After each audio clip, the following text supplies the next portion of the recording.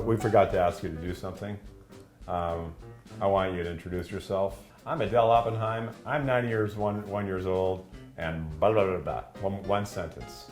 I can do whatever the fuck I want. I can do whatever the fuck I want. Yeah. Right. And that's what I'm not going to say. You don't have to, no, you can say whatever you want. I'm Adele Oppenheim. I'm 91 years old, and one quick sentence. I'm Adele Oppenheim. I'm Adele Oppenheim. I'm 91 years old, and finally, at this stage of my life, I feel like a grown-up, a full grown-up. Took a while, didn't it? Yes, it did, and I'm still on the route. I'm still growing up.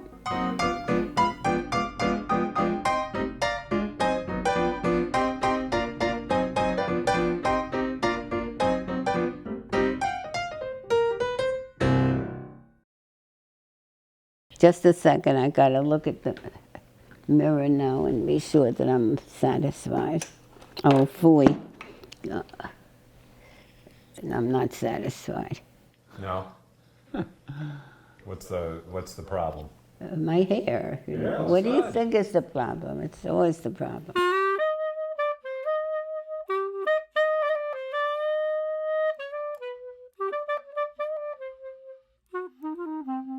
How does it feel to have the two of us sitting and asking you questions? It feels lovely, yes. For once you want to hear what I have to say, and that's... He's been listening to you with more politesse. I mean, and it's good to have Alan here for many reasons, but one, he will be a bit of a correction to you. Can you tell me something about your history with this guy? Well, my history with this guy begins when I'm a very close friend with his mother, with Sally, yes. And my history begins when we were together at some event, and I was very excited to tell her that I was pregnant. And she looked at me and told me that she too was pregnant. Ooh. So we lived in an apartment around the corner from where Sally and Alan's family lived. And there was a knock on my door. And I opened the door. And there was Alan's dad, hi, smiling and telling me that Sally was at Julie Dickinson Hospital in Northampton and that Alan had been born. At some point, you two started to have a stronger adult connection, and that's when I started calling him your boyfriend. Yes. So when did that happen? Well, I guess it was in my 80s. To be honest with you, I don't remember how this happened and what. Well, yeah, I think you just started seeing my mother by yourself. Yeah. Yes, You know, yes, you began visiting me on your own, and we were having, a very different relationship, an adult relationship. Yeah. And I was very delighted, yes. You know, my friendship with family friends, Joanne, part of it is widowhood, I think. Is that Yes. would I have visited you when you were, With Henry? Yeah, I did when Henry was ill, but Yes. anyway. It created one-on-one time. It was more one-on-one. Yeah. Exactly, Yeah. yes. And so it was a different relationship, Yeah. and I very much enjoyed it. And I would let Keith know how adult it was and how responsive you were to me and how well you treated me. It was nauseating. There's a photo of you and Al at wedding number 2, Susan's and Keith's wedding, and you are hugging him like there's no better thing on earth. Yes, and you were so envious. Keith, can you tell me why you were making this film? Well, I think it started with just wanting to get something recorded with you about your past. I thought that there was a story in your life about finding your identity. Well, I would like to say how much I appreciate that. Because, as you well know, I have very little of my own family history. And my mother died when I was 6 years old, so I have very few memories of her, partly because I was so young, and partly because in that culture, in that world, people who were grieving, were mourning, which they were doing so frequently because they had so many losses in their lives, they did not speak of their grief. They did not speak of my mother, and I know so little about her. And there were so many questions that I would want to ask my father that I did not ask him because he clearly did not want to be asked. And if I did ask, if I would say, "Where is she?" he would just respond very minimally and look in pain, so I learned not to ask. One of the things about your memoir that stood out for me was when you said how little documentation there is, too. Almost no photographs. Are there no photographs of you and your mother?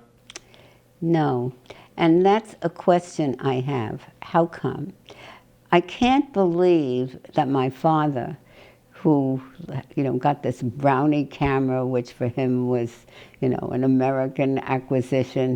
He loved taking photos, and you've seen the photos of me.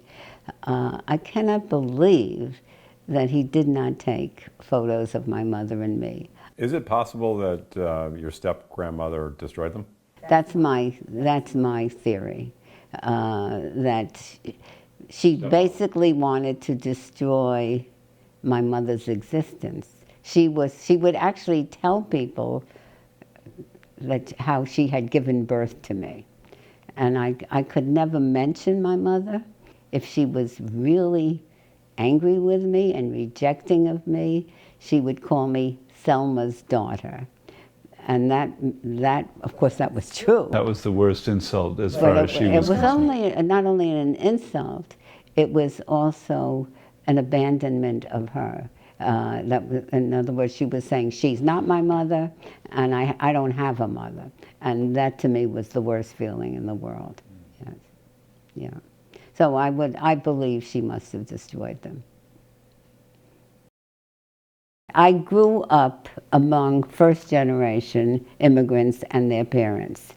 And in my entire life, even though I've moved, away from physically away from all of that, almost all of my friends, until recently, have been Jewish. And it's not that I would not have wanted other friends, but that's the world I lived in. Yeah. And do you feel American? Oh, I definitely feel American, but I feel my identity is Jewish American woman. In that order?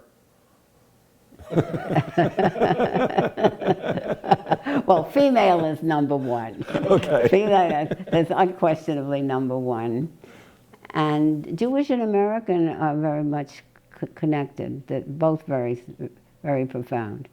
Is there a moment when you feel, is there a switch that went off where you felt at a certain age, I'm an American? Now, I felt it from early on because, my parents were so overjoyed to be American and very much idealized America and were thrilled to be raising an American child. Yeah.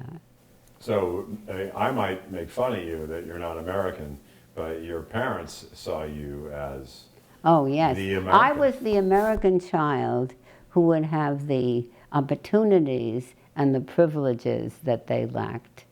And that's what that's what they wanted for me. His name was Elias, and I learned that he was descended from Elias Crozer, who was the brother of the wife of the Gaon of Vilna. This is in the 1700s, right? Yes. So we're talking probably at least 5 generations, something like that. Right, right.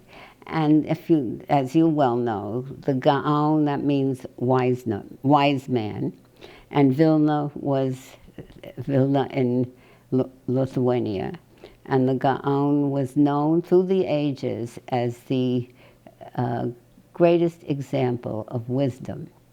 And Elias, the first Elias, was a businessman. So my father carried all of that, I think, all of that. And his father, who was known as a Rebbe Yankel, he was not a rabbi, but he was very, very prominent in their shul. And he came from Outside of Riga. he came from a small town, a shtetl called Zablon, 17 miles from Riga. And Zablon was 95% Jewish. So he grew up in that world, and he said he was not really close to his father because his father was davening and studying all the time. That was his world. But the connection to his father taught him the Talmud. And he studied, my father studied the Talmud all his life.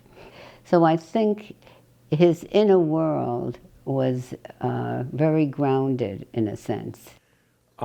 You're 91, but you know, in your dad's generation, people just didn't live that long. And when he was a teenager, both of his parents died. That's essentially what got him to come to the United States. Well, it was that his parents died, that, you know, he was highly, highly intelligent. And Jews could not go to, you know, non-Jewish schools. And he yearned to learn and mathematics, and all of that, it was denied him. And there was not very much left for him anymore. So at age 19, all alone, he migrated to the United States where his older brother Sam and his older sister Anna were living. And one of my many, many questions is, how did he get here?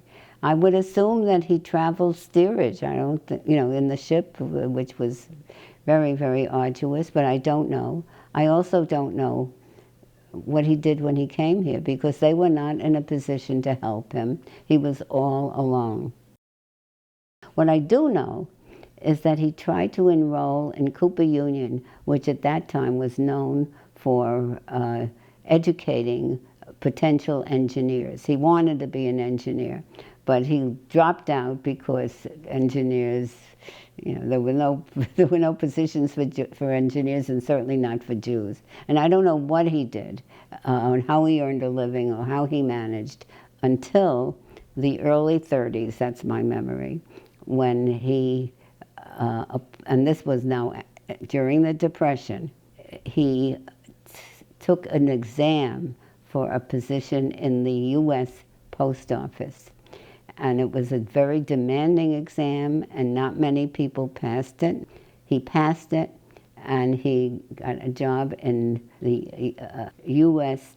Post Office in Manhattan, which was the post office. Grand Central Station. Grand Central Station, the post office in the United States.